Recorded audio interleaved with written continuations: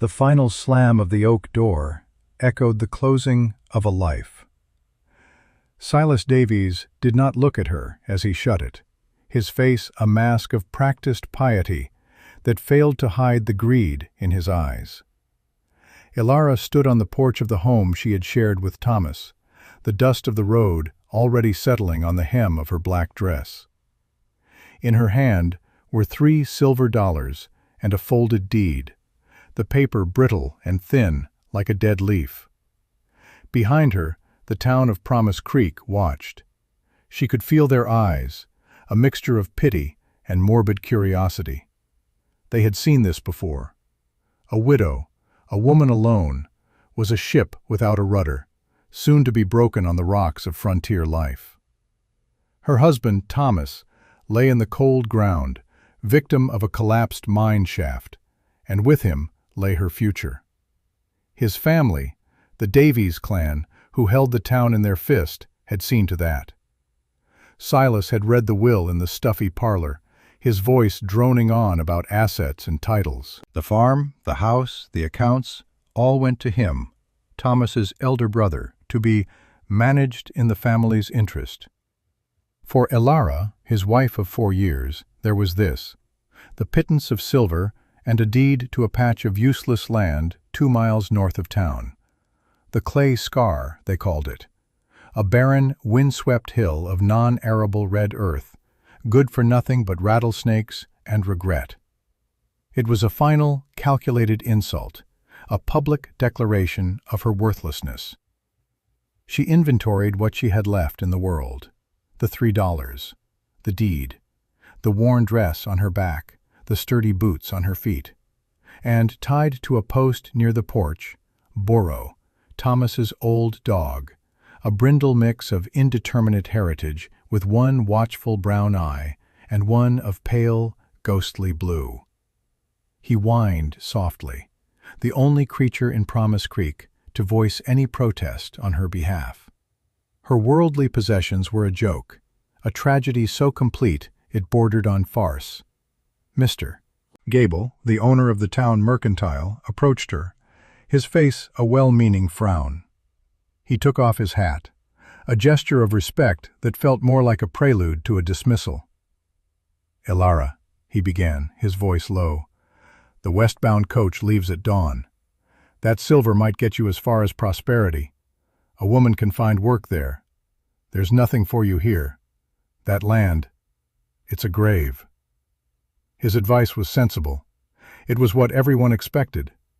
They expected her to flee, to become a seamstress or a laundress in a bigger town, to fade into the anonymity of the unfortunate. They expected her to break. But as she looked at the faces of the townspeople, at the smug finality on Silas Davies' face as he watched from the window, a cold, hard thing settled in her chest. It was not hope. It was refusal. She walked past Mr. Gable without a word, her back straight. Her first stop was the blacksmith, where she traded one of her silver dollars for a new handle for Thomas's old axe, which the smith had been holding. The hickory was smooth and strong in her hand. Her second stop was Gable's own mercantile. The bell above the door chimed, announcing the arrival of the woman he had just advised to leave. He stared as she walked to the counter. She did not buy a coach ticket. She laid her remaining $2 on the worn wood. "I need a shovel," she said, her voice quiet but clear. "A pickaxe, 20 pounds of flour, 10 of salt, and that heavy wool blanket in the window." The purchases were nonsensical. They were the tools of a settler, not a refugee. Mr. Gable looked from the coins to her face, searching for a sign of madness. He saw only a terrifying calm. He packed her goods, the silence in the store thick with unspoken judgment. When she was done, she hoisted the sack of flour and salt onto her shoulder, balanced the long handles of the new tools in her arm, and walked out. She untied Borrow, gave the dog's head a single, firm pat, and turned her back on Promise Creek. She did not look back. She walked north, toward the grave everyone had assigned her. The journey to the clay scar was a punishment. The sun beat down, turning the dusty track into a shimmering ribbon of heat. The weight of the flour and tools was a living thing, digging into her shoulder, pulling at the muscles in her back until they screamed. The landscape grew starker with every step. The sparse pines and hardy grasses of the valley gave way to cracked earth and stunted, twisted junipers that clawed at the sky. The wind picked up, a constant whining force that carried dust into her eyes and mouth, a thief stealing moisture and warmth. Boro trotted beside her, his head low against the wind, his strange eyes scanning the horizon. He was her only compass, her only comfort. The isolation was absolute.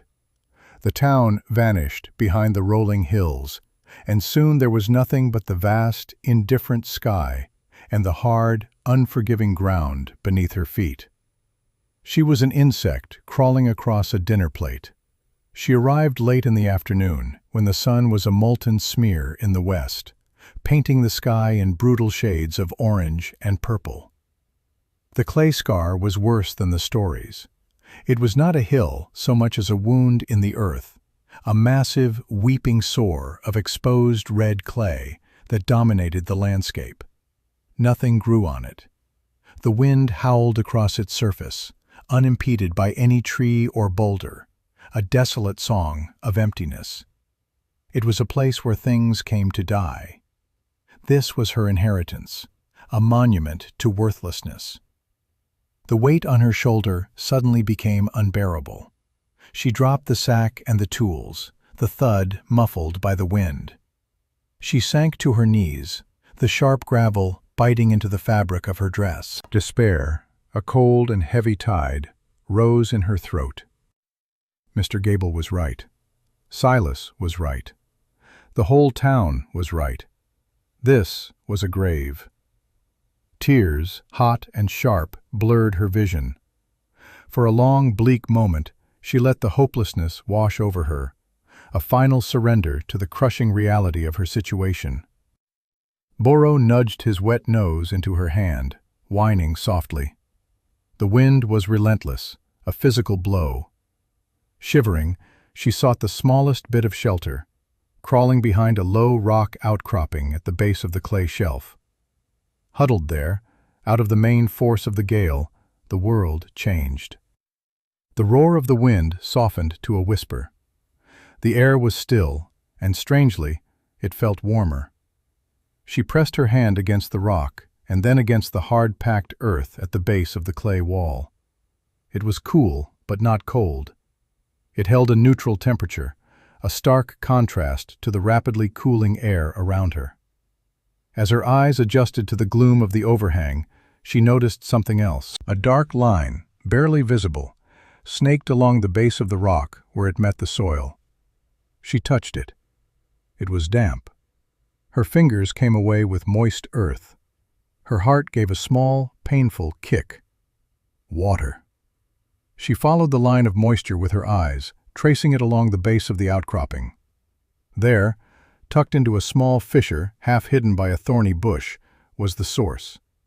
A slow, steady drip of water, emerging from beneath the immense, impermeable layer of clay. Drip, drip, drip. It was not a gushing spring, not a creek. It was a seep, a quiet, persistent weeping from the heart of the hill. In that moment, everything shifted. The clay was not a curse. It was a shield. It was an immense, natural roof that caught and held the deep groundwater, preventing it from evaporating under the brutal sun, forcing it to emerge at this one single point. The town saw a barren scar. She saw a roof and a well. Despair did not vanish, but it receded, replaced by the same cold, hard refusal that had made her walk out of town.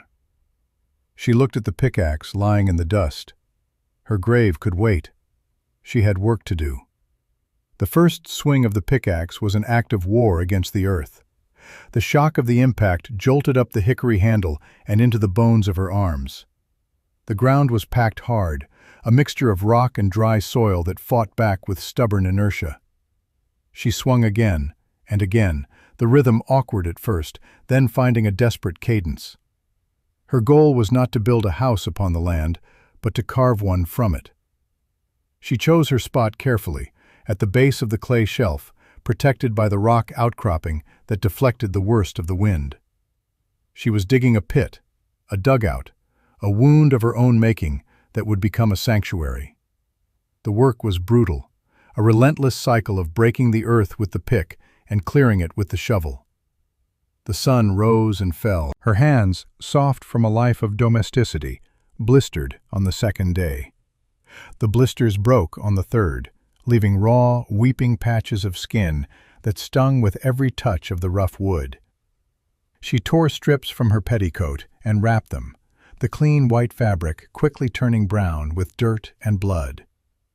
Muscles she never knew she had screamed in protest. Her back became a single, solid ache. At night, she would collapse near the growing pit, too tired to eat, and sleep a dead, dreamless sleep, with Boro curled against her for warmth. She woke with the dawn, her body stiff and protesting, and forced herself to begin again. Each shovelful of earth was a victory. Each rock pried loose was a milestone. The pile of excavated dirt grew beside the hole, a testament to her labor. She used the excavated rock to build a low wall across the front of the pit, creating a fourth side to her subterranean room. She used the dirt to pack against it, adding to the insulation. For mortar, she mixed the red clay with water from the seep and dry grass, creating a thick, sticky adobe that hardened in the sun. It was slow, agonizing work. There were failures. A section of the wall collapsed overnight. A sudden rainstorm turned her pit into a muddy pool. Each setback was a temptation to despair, but the steady drip, drip, drip of the seep was a constant reminder of her one singular advantage. After weeks of this relentless toil, she had a space. A room dug into the earth, 10 feet wide and 12 feet deep, with earthen walls on 3 sides and a crude rock wall at the front. It was dark and smelled of damp soil, but it was out of the wind. She felled the largest of the stunted junipers, their wood dense and hard. Limbing them with the axe was another education in pain. She used the logs as beams for a roof, laying them across the top of her pit and covering them with branches, sod, and a thick layer of the clay she had excavated. She left a small opening for a door, and a smaller one for a smoke hole. The day she finished the roof was the day she moved in. She built her first fire in a small, rock-lined pit near the back wall. The smoke, at first, filled the small space, choking her, stinging her eyes. But then the draft caught, and a thin ribbon of gray began to rise through the hole in the roof. The fire caught, and a small circle of warmth and light pushed back the subterranean gloom. She sat on the hard-packed floor, her body one colossal ache, and watched the flames dance. Boro lay beside her, his head on his paws. Outside, the wind howled its lonely song, but inside her hole in the ground, it was still. It was warm. It was hers. The shelter was only the beginning. Survival required systems, interconnected and resilient. Her most critical system was water. The seep was life, but it was vulnerable. An animal could foul it.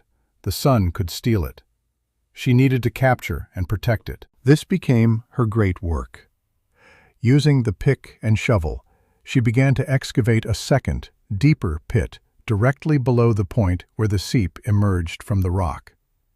This hole was circular, 6 feet across, and just as deep. It took her over a month of back-breaking labor.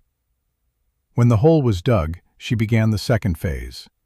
She hauled buckets of the purest red clay, mixed it with water to the consistency of thick dough, and began to line the pit.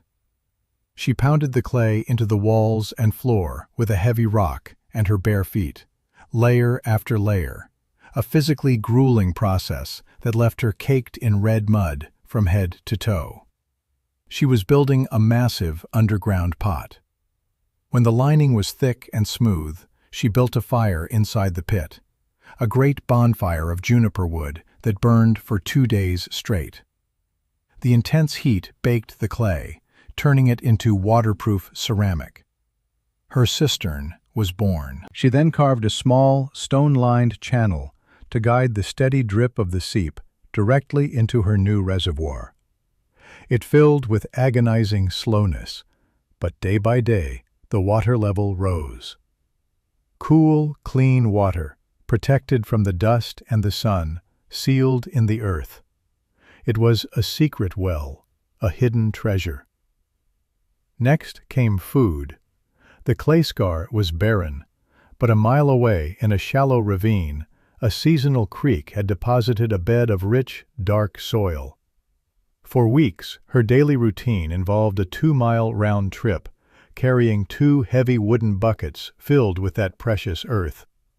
She dumped it into a small, sunken courtyard she had walled off at the entrance to her dugout.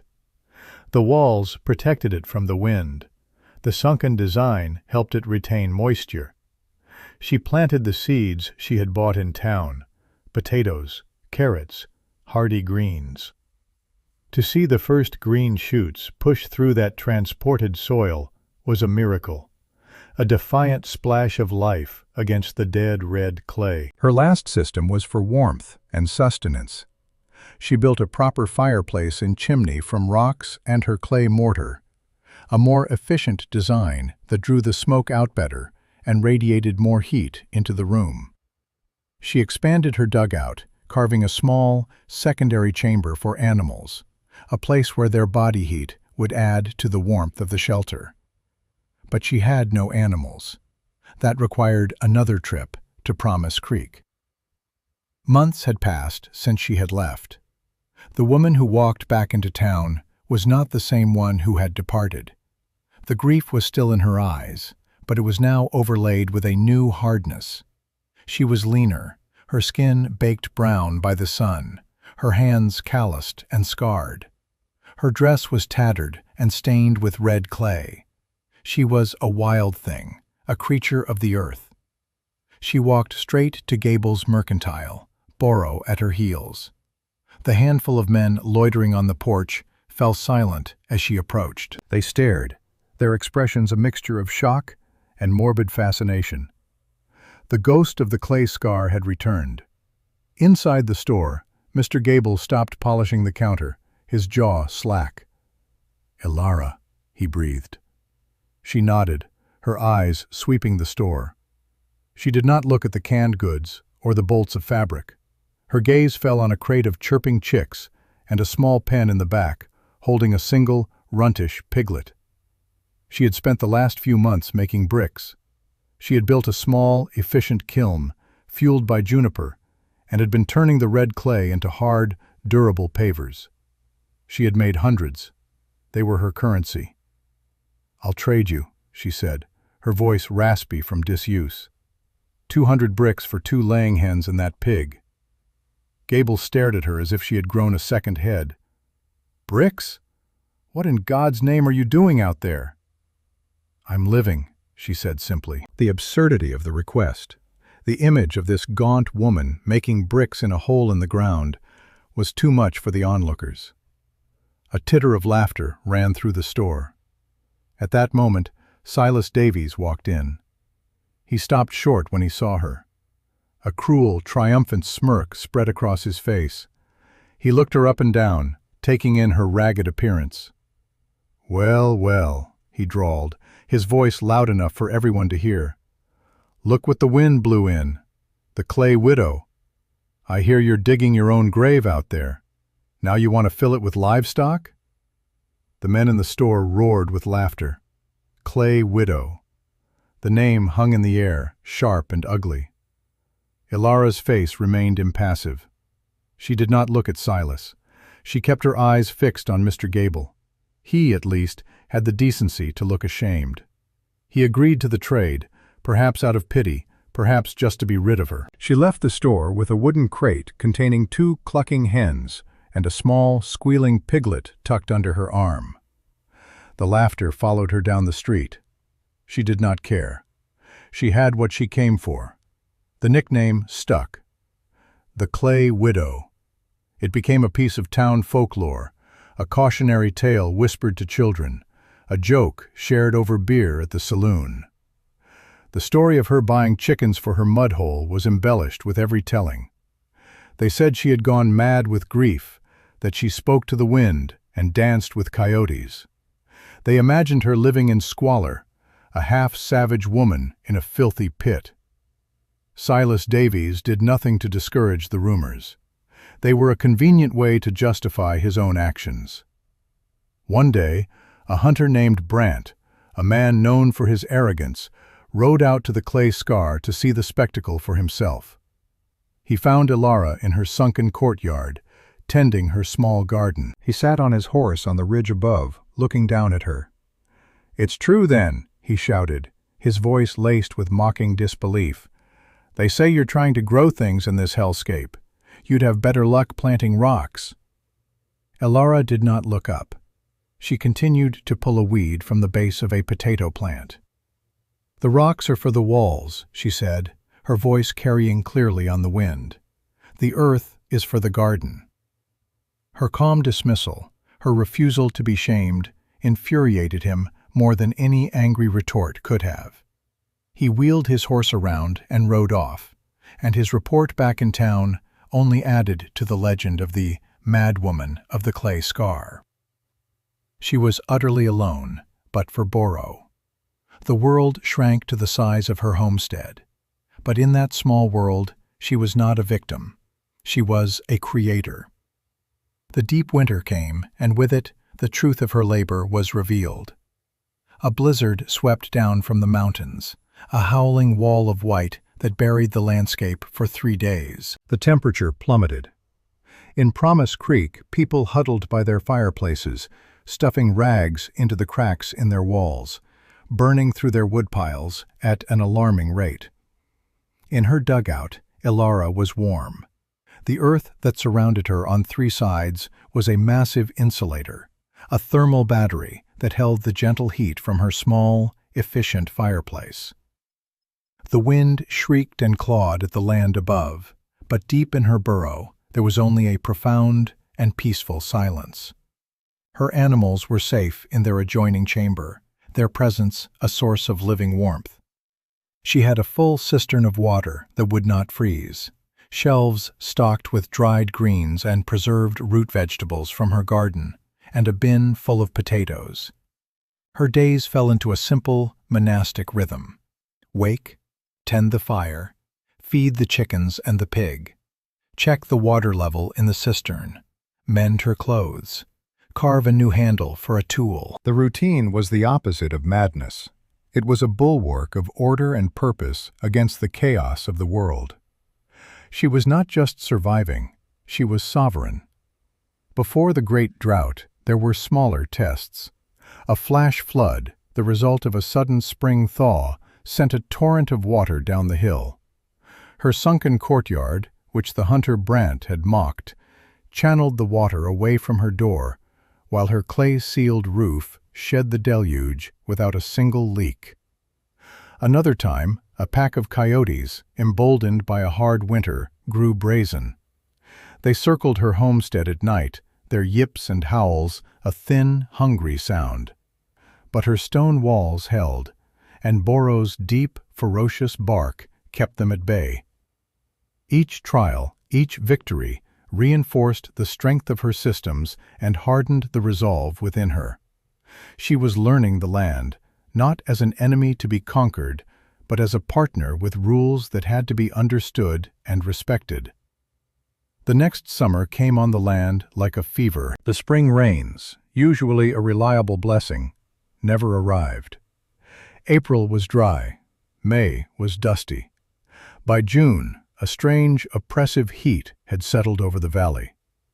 The sky was a pale, washed-out blue, empty of clouds. The sun was not a source of life, but a merciless eye, baking the moisture from the earth. The drought of 1886 had begun. At first, the people of Promise Creek were unconcerned. They had their wells. They had the creek that gave the town its name. But the creek, fed by mountain snowmelt, began to shrink. By July, it was a muddy trickle, then a series of stagnant pools, then nothing but a dry, cracked scar. The town's confidence began to crack with it.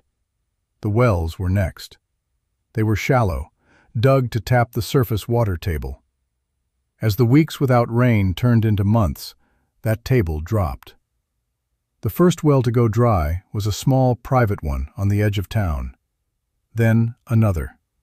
Panic began to set in, a low, quiet hum of fear beneath the daily routines. The main town well, the one sunk deep in the square and maintained by the Davies family, was their last hope.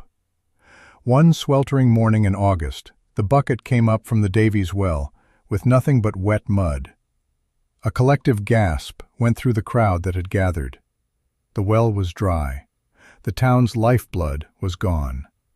The confidence of Promise Creek, its very foundation of security, shattered like sun-baked clay. The effect was catastrophic. The green fields of corn and wheat that surrounded the town turned brown, the stalks withering on the vine. The kitchen gardens, once a source of pride for the town's women, became patches of gray dust. The cattle, their ribs showing, stood listlessly in the heat, their lowing turning into a hoarse, desperate cry for water that would not come. The dust was everywhere, a fine, gritty powder that covered everything, that got into food, into lungs, into the very soul of the town. Hope withered like the corn. 2 miles north, at the clay scar, Ilarda's world remained intact. Her cistern, fed by the deep, insulated seep, was still more than 3/4 full. The flow had slowed, but it had not stopped. The great clay shelf above acted as a seal against the thirsty sun, protecting the deep groundwater that the town's shallow wells could no longer reach. Her dugout was an oasis of cool, a refuge from the oppressive heat that baked the valley. Her sunken garden was still green. She watered it carefully, by hand, every evening, using a single bucket of water drawn from her reservoir. The sight of the green leaves, the promise of the swelling potatoes and carrots beneath the soil, was an impossible miracle in the dying landscape. Her animals were healthy. Her chickens still laid their eggs. Her pig, now grown fat, grunted contentedly in its shaded pen. She was not fighting the drought. She was living outside its reach. The systems she had built through pain and solitude were holding. One blistering afternoon, as she was repairing a crack in her courtyard wall with fresh clay, Boro lifted his head and let out a low growl. She followed his gaze. A figure was stumbling up the dusty track from town, a desperate, wavering silhouette in the shimmering heat. As the person drew closer, Ilara recognized her. It was Martha Gable, the mercantile owner's wife. The woman was in a terrible state. Her face was streaked with dust and tears, her dress was askew, and she staggered as if drunk. She saw Ilara and tried to call out, but her voice was a dry croak. She took a few more steps, and then her legs gave out. She collapsed in a heap not 20 feet from Ilara's door. Ilara rushed to her side, Boro circling warily. She lifted Martha's head. The woman's lips were cracked and pale, her eyes wild with feverish panic. "Water," she whispered, the sound like sandpaper. "My boy. Jacob, the fever. No water." Ilara looked at the desperate woman, and for a fleeting second, she remembered the sound of laughter in the mercantile. She remembered the mockery in Mr. Gable's eyes, the pitying condescension. She remembered the name they had given her, Clay Widow. Her cistern was her life. Her water was more precious than gold. Every bucket she gave away was a risk, a small chip taken from her own carefully constructed wall of survival. The town had cast her out. They had left her to die. Why should she save them? But then she looked at Martha's face, the raw terror of a mother watching her child suffer, and she saw not a mocker, but a reflection of her own past grief. She had known loss. She had known the helplessness of watching a life slip away. The choice was not a choice at all. It was a simple, human fact. You do not let a child die of thirst if you have water. She helped Martha to her feet and supported her as they walked toward the cool, dark opening of the dugout. She led the half-conscious woman inside and sat her down on a low stool. She took a clay cup, dipped it into the cistern, and brought it to Martha's lips. The water was cool and clean. Martha drank greedily, spilling some down her chin, her throat working convulsively. When the cup was empty, Ilara filled it again. As Martha's senses began to return, she looked around the dugout, and her eyes widened in disbelief. She had expected a hovel, a filthy den of madness and squalor. What she saw was a home. The floor was paved with neat red bricks. The walls were smooth and plastered with a finer clay. Shelves carved into the earth were lined with jars of preserved vegetables. A side of bacon hung from a ceiling beam. Through the open door to the animal pen, she could hear the contented clucking of chickens. And then she saw the cistern. It was not a muddy water hole, but a deep, clean, ceramic-lined pool, the water clear enough to see the bottom. "My God," Martha whispered, her voice filled with awe. She looked from the impossible reservoir to the impossible woman who had built it. We thought—" "I know what you thought," Ilara said, her voice even, without a trace of triumph. She stood and took a large, 2-gallon jug from a shelf. She filled it to the brim from the cistern and stoppered it tightly. She pressed it into Martha's hands. "For your son," she said. "Boil it first, to be safe. When it is empty, you may come back." Martha Gable stumbled back into Promise Creek like a prophet returning from the wilderness. The jug of clean water was a holy relic. The story she told was one of resurrection. She spoke of a cool, clean home carved from the earth, of a garden that still lived, of a reservoir of water that defied the drought. No one believed her at first. They thought the heat had cooked her brain, but the water was real. It saved her son's life. The next day, a wagon creaked its way up the track to the clay scar. Mr. Gable himself was driving it. He looked older, diminished, his face a mask of shame and desperation. He stopped the wagon and did not get down. He just sat there, looking at Ilara as she emerged from her home. "She told me," he said, his voice thick. "I didn't believe it." He finally climbed down from the wagon, his movements stiff. He walked toward her and stopped a few feet away, twisting his hat in his hands. "We were wrong, Ilara," he said, the words coming out in a pained rush. "We called you a fool. We laughed at you. My God, we were the fools." He looked up, his eyes pleading. "The town is dying. My family, our neighbors. Will you help us?" This was the moment of her vindication. The man who had pitied her, the town that had scorned her, now stood before her as beggars. A lesser person might have savored the victory, might have turned them away, might have demanded payment or an apology in front of the whole town. Ilara did none of these things. Her victory was not in their shame, but in the quiet competence of her own survival. She looked at the empty barrels in the back of his wagon. "There are rules," she said, her voice calm and firm. "1 barrel per family, per day.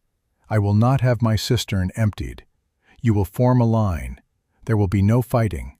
I will manage the distribution myself." Gable just nodded, his eyes wet with gratitude. He was the first in a long, dusty procession. The people of Promise Creek, who had once pitied and mocked her, now made the long, hot pilgrimage to her door, their buckets and barrels empty. They were stunned by what they found. They stared at her brick-paved floor, her ordered shelves, her green garden. They looked upon her cistern with a kind of religious reverence. She showed no triumph, no bitterness. Her grace was her greatest weapon. She filled their barrels with quiet efficiency. To a woman whose children were sick, she gave a few precious eggs. To a man whose hands were cracked and bleeding, she gave a salve she had made from juniper sap. She was no longer the clay widow, the town fool. She was their salvation. Silas Davies came on the third day. He did not come with a wagon, but on his fine horse, a single, small cask tied behind his saddle. He did not wait in line. He rode to the front, his face arrogant. "Ilara," he said, his voice still holding a trace of command. "The town leaders have decided. My family's needs are greatest. We will require 5 barrels a day to water our remaining stock." Ilara was filling a bucket for an elderly woman. She finished her task, then turned to face him. She looked up at him on his tall horse, her expression unreadable. "1 barrel, Silas," she said, "just like everyone else." His face flushed with anger. "Do you know who I am? I own this valley." "You don't own the water," she replied, her voice soft but unyielding as stone. 1 barrel. He stared at her, his authority crumbling before her quiet refusal. He saw the faces of his neighbors watching him, their expressions no longer deferential, but cool and judging. He was a king with no kingdom, a man of power with no power here. Defeated, he dismounted, took his place at the end of the line, and waited his turn like all the rest. The rains returned in September. They came slowly at first, then in a great cleansing deluge that lasted for a week. The drought was broken. The creek began to flow again. The deep wells of the town slowly refilled. But Promise Creek was forever changed. The crisis had revealed the fragility of their way of life and the ignorance of their assumptions. The town's relationship with Ilara transformed from dependence to a deep and abiding respect. The name Clay Widow was still used, but now it was spoken with reverence, a title of honor. People no longer came for water, but they still came. They came to buy her hard, perfectly fired bricks, which became the foundation for new, more resilient buildings. They came to ask her advice on lining their wells with clay to prevent evaporation. They came to learn about sunken gardens and water conservation. She taught them what she knew, freely and without judgment. Her home was no longer a place of exile, but a center of knowledge. Silas Davies' influence in the town withered. His failure to lead during the drought, contrasted with Ilara's quiet competence, had exposed him. He became a diminished figure, a man clinging to titles that no longer held any weight. The story of the woman who tamed the clay scar spread through the territory. Travelers carried the tale of her cistern, her dugout, and her quiet strength. Promise Creek became known not for the Davies family, but for its pioneering methods of water management, all of them born from the ingenuity of the woman they had once cast out. Her homestead became a landmark. New settlers were told to go see the Clay Widow's place to understand how to truly live in the hard country, not just upon it. Years passed. The red gash of the clay scar slowly softened, surrounded now by a small, thriving farmstead. A modest orchard of hardy apple trees grew in the shelter of the hill. The dugout had been expanded, a small, above-ground brick house now connected to the original shelter, which remained the cool, quiet heart of the home. Ilara sat on a bench outside her door, her hands, now gnarled with age, resting in her lap. Bordeaux's descendant, a dog with the same mismatched eyes, lay at her feet. She looked out over the valley, at the town she had inadvertently saved. They had given her a wasteland, and from it, she had drawn life. They had given her a name meant to be a curse, and she had turned it into a blessing.